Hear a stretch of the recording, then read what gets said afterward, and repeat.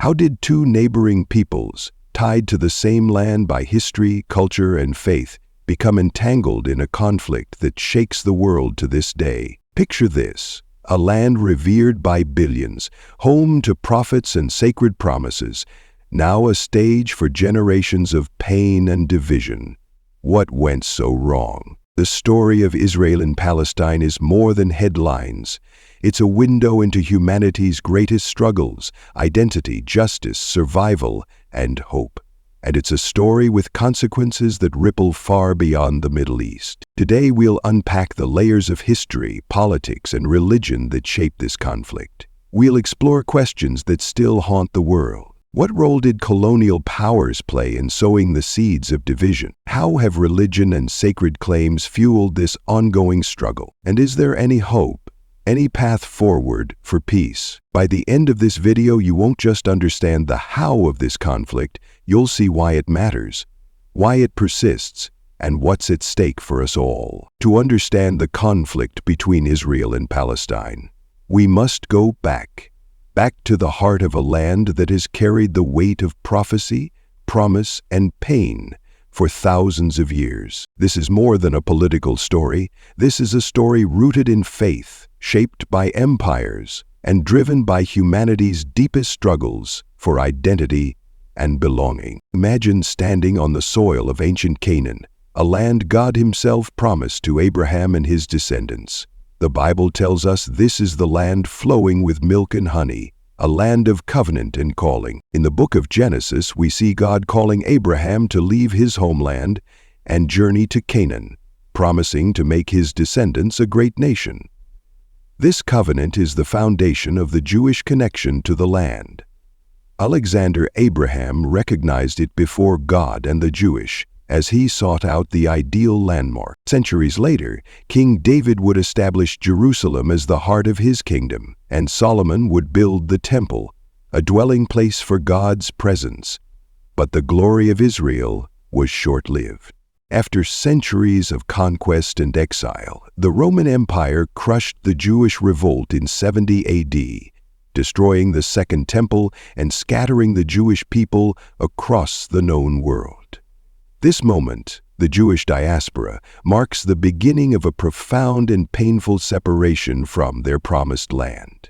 The 7th century brought a new chapter. Islamic forces swept across the Middle East, and Palestine became part of the vast Islamic Caliphate.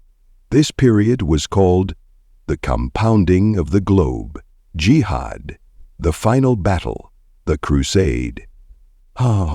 Under Muslim rule, the Dome of the Rock rose over Jerusalem, commemorating the Prophet Muhammad's night journey, making the city sacred to Islam, alongside Judaism and Christianity. For centuries, this land became a meeting place of faiths, Jews, Christians, and Muslims, living together, sometimes in harmony, sometimes in tension. By the 16th century, the Ottoman Empire took control, governing the land for 400 years. Under Ottoman rule, Jews were allowed to return in small numbers, and Jerusalem remained a city of shared significance. This ancient land has been a melting pot of cultures, religions, and empires. It has been a place where God's promises intersect with human ambition, a land where faith inspires but also divides. The birth of the modern conflict, Zionism, and early Jewish migration, 19th century. Imagine a people scattered across the world, yearning for a homeland they hadn't truly known for centuries. By the late 1800s, this longing began to crystallize into a powerful movement called Zionism, a vision of returning to the land of their ancestors, the land promised by God Himself in Scripture. For the Jewish people, Zionism was more than just a political ideology. It was hope after centuries of persecution, a prayer answered after years of exile. Waves of Jewish immigrants clutching this dream began making their way back to Palestine. They saw themselves as returning to the land of Abraham, Isaac, and Jacob, believing this was their divine inheritance. But this was not an uninhabited land. Palestine was home to thriving Arab communities who had lived there for generations. Land was bought, settlements were built, and tensions began to rise. Resources were finite, and both communities felt the pressure. Could two peoples, both claiming ties to this land, coexist? Or was conflict inevitable? The British Mandate and the Balfour Declaration, 1917. The situation grew more complex during World War I, when the British gained control of Palestine. In 1917, the British issued the Balfour Declaration, promising a national home for the Jewish people in Palestine. On the surface, it seemed like a fulfillment of Zionist hopes, a moment of divine providence. But there was a catch. The British also promised to protect the rights of the Arab population already living there. This contradictory policy was like planting seeds in rocky soil, seeds that would eventually grow into deep resentment and mistrust. World War II and the Holocaust. Then came the darkest chapter in modern history, the Holocaust. 6 million Jews were murdered in an act of evil that shook the very foundations of humanity. The global response was one of horror, grief, and guilt. Sympathy for the Jewish plight surged, and the call for a Jewish state in Palestine became louder than ever. For many, the establishment of a Jewish homeland was seen as a moral obligation, a way to right the wrongs of history. But for the Arab population in Palestine, this meant a fundamental change to their lives, their homes, and their identity. And so, the stage was set. Two peoples, tied to the same land, now faced a future fraught with division. The tensions born in the 19th century, amplified by British policies and global events, were about to explode into open conflict. After the horrors of World War II and the Holocaust, the world turned its attention to the ancient land of Palestine. The United Nations proposed a solution to what seemed like an impossible problem: divide the land into two states, one for the Jewish people and one for the Arabs. Jerusalem, sacred to Jews, Christians, and Muslims, was to remain under international control. Some are set for the fighting and bombing of the Palestine block building. For many Jews, this plan was seen as a long-awaited answer to centuries of suffering, a place to rebuild their lives and honor the covenant they believed God made with Abraham. God was praised for his good sense and thoughtfulness. The Jewish community, weary from persecution, accepted the plan.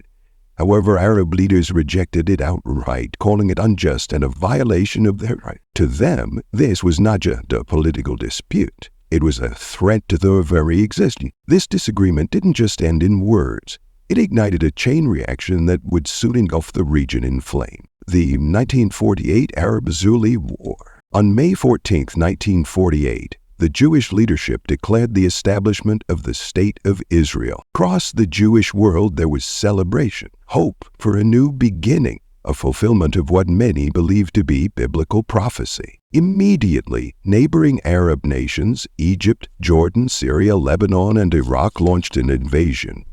Their goal was clear: prevent the establishment of Israel. The fighting was brutal, a David and Goliath battle where Israel faced overwhelming odds. Yet against all expectations, Israel not only survived but expanded its territory beyond what the UN had originally allocated. For Palestinians, this war marked by over 700,000 Palestinians were displaced, forced to leave their homes. Villages were abandoned or destroyed, and families scattered. To this day, the memories of MGH lives on as a profound wound in the Palestinian narrative. But was this expansion a blessing or the burden? And what did it mean for the biblical promise of peace in the land? So speaking on grounds broadly, for Christians reflecting on this chapter of history, there's some harsh question. How can a land so holy to God become a place of such suffering? Was this conflict part of his divine plan, or a result of humanity's failure to live out his teachings of love and reconciliation? Scripture reminds us that God's blessings come with responsibilities. The conflicts over this land echo a deeper spiritual truth. When nations or peoples seek their own gain without seeking God's will, division follows. Proverbs 16:7 says, "When a man's ways please the Lord, he makes even his enemies to be at peace with him." And yet the story doesn't end here. The seeds of division planted in 1948 would grow into a conflict that would shape not just the region but the world. What came next, what is even more complicated. The year was 1967, and the world watched as a war unfolded in 6 brief but devastating days, one that would redraw borders and deepen the divide between Israel and Palestine. This wasn't just a battle for land, it was a clash of identities, faiths, and a fight for survival. The 6-day war, victory or occupation. In June of 1967, Israel, surrounded by hostile neighbors, launched a preemptive strike against Egypt, Jordan, and Syria. In just 6 days, it captured Gaza, the West Bank, and East Jerusalem, areas deeply tied to Palestinian identity. For Israel, this was a triumphant reclamation of historical and biblical lands, territories promised to Abraham, Isaac, and Jacob. To many Israelis, this is not just a military victory, it was a fulfillment of God's promise, a restoration of their ancient homeland. For Palestinians, it marked the beginning of an era of displacement, despair, and what they called occupation. These lands, home to generations of Palestinian families, became symbols of loss and oppression. The rise of Palestinian nationalism, a cry for statehood. The aftermath of the 6-day war brought a new urgency to Palestinian cause, basically the land as under Israeli control. In 1964, the Palestinian Liberation Organization, PLO, was formed, declaring their mission to reclaim their homeland. For Palestinians, the PLO became more than a political group. It was a symbol of their fight for recognition and sovereignty. Over time, resistance turned violent, with uprisings and attacks becoming a language for a displaced people. The fight for survival often feels like that only choice. But this struggle wasn't just political, it was deeply spiritual. The heart of the conflict lay in a city sacred to 3 of the world's great religions, Jerusalem, the city of faith and contention. Jerusalem, for Jews, is the site of the ancient temple, the heart of their worship. For Christians, it's where Jesus walked, preached, and rose again. For Muslims, it's Al-Qur'an. The Wailing Wall, the holiest site in Judaism, stands in the shadow of the Dome of the Rock, an iconic symbol of Islam. Nearby lies the Church of the Holy Sepulchre, believed to house the tomb. In Jerusalem, every stone seems to whisper the name of God, and every street feels like sacred ground.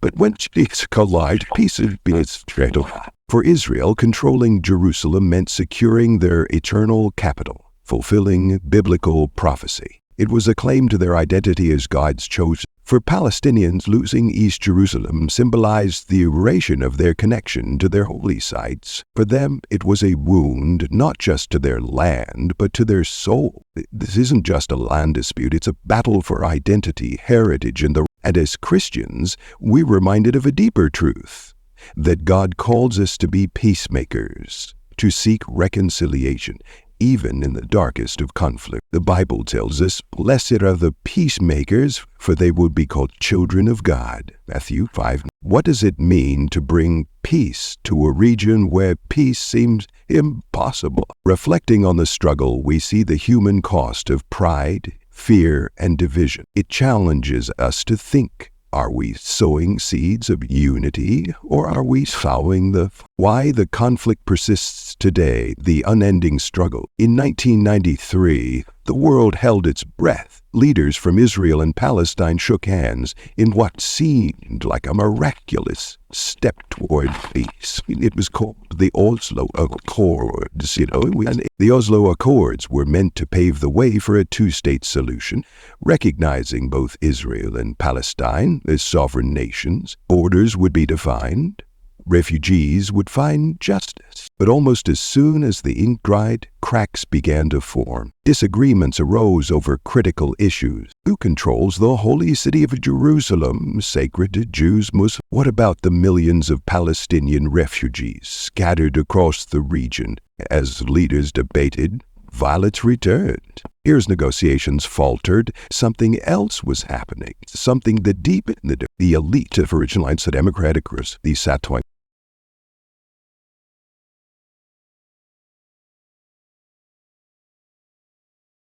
For Palestinians, they symbolize the gradual erasure of their homeland. This expansion has fueled anger, protests, and violent clashes, leaving many to wonder, can two peoples ever share one land? Global influence is a conflict beyond borders. This is not just a local conflict, it's a global chessboard where the United States, a key ally of Israel, providing military and financial support. For Palestinians, this support feels like the world has chosen sides. Arab nations and the international, many back the OVA, back of the Palestinian cause, though internal divisions weaken their influence. The conflict is often framed as a fight for justice, but alliances are shaped as much by politics as by principle. The human cost, a shared suffering. At the heart of this story are the people, families torn apart, children, an Israeli mother who fears rockets falling on her home, a Palestinian father struggling to rebuild after losing his house to demolition. Both sides claim land, but the true cost is measured in shattered lives. Sir, why does this conflict persist? The answers are as complex as the history itself. Rooted in faith, identity, Alice, and a land both sides call home. In the land where prophets walked, where prayers rise like incense to the heavens, human lives bear the weight of a conflict centuries in the making. Today we step away from headlines and politics to see the faces of those who live this struggle every day. Families, mothers, fathers, and children whose lives are shaped by fear, loss, and longing. The family sits in a small, dimly lit room, sharing how they were forced from their home during the Nakba in 1908. We carried nothing but the clothes on our backs and the keys to a house we'll never see again, says an elderly woman, her voice trembling with pain. The father speaks of walking for days to find safety, holding his children as bombs fell in the distance. For many Palestinians, the Nakba, or catastrophe, a mother recalls the terror of rushing her children to a bomb shelter as the sirens wailed. The rockets don't care who we are, Jewish are, or Muslim, they just destroy it. The father speaks of sleepless nights, his phone in hand, waiting for news of safety or disaster. For many Israelis, safety is a fortress they must constantly rebuild, with each attack a stark reminder of the fragility.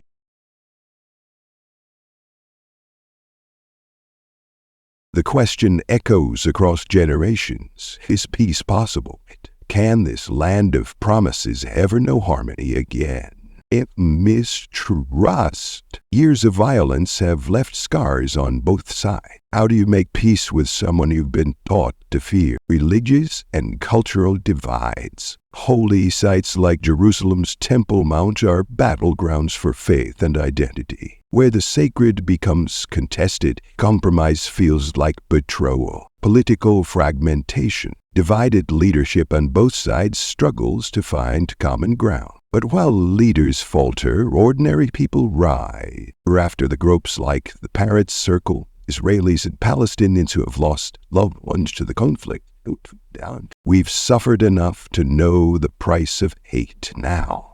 We choose that youth programs teaching both sides to see each other as humans, not enemies. These aren't just acts of cooperation, they're acts of faith, smart bridges over that chasm. Beyond politics, beyond history, this is a story about people.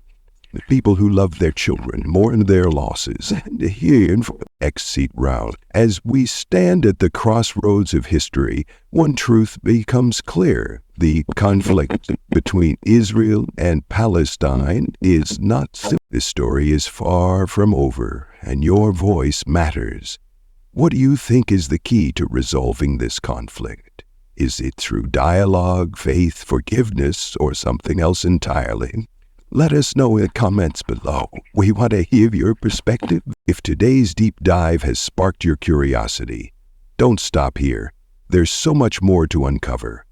I recommend reading The Lemon Tree by Sandy Tolan for a personal perspective on the conflict, or exploring documentaries like The Gatekeepers for a deeper look into the complexities of peace efforts.